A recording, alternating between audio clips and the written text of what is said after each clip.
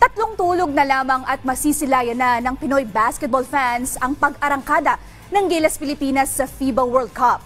Pero bago ito, ibinahagi ni Samahang Basketball ng Pilipinas President Al Panlilio ang kanyang pagsukat sa kampanya ng pambansang koponan. Narito ang report ni Rafael Bandayrel.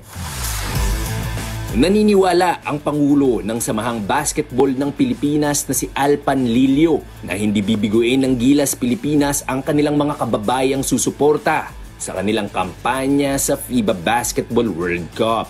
Sa tulong ng libo-libong Pinoy basketball fans na inaasahang dadalo sa mga laro ng pambansang koponan, natitiyak si Panlilio na mahihigitan ng Pilipinas ang performance nito sa mga nagdaang edisyon ng pandaigdigang torneo.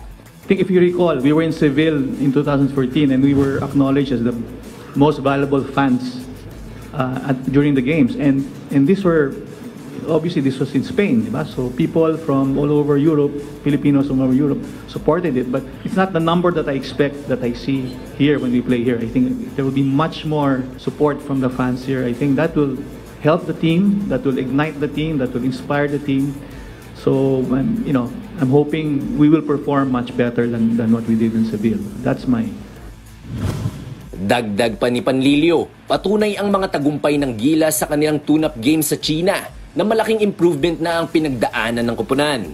If you watch the games in China, I saw a different team competing there, especially on the defensive end, right? I think we were...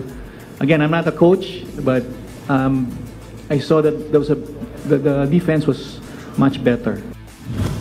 Samantala, nangako rin ang pinuno ng SBP na ilalabas na ang Final 12 lineup ng Gilas sa darating na ika-23 ng Agosto o 2 araw bago magsimula ang pinaka-aabangang torneo. Rafael Bandayrel, PTV Sports.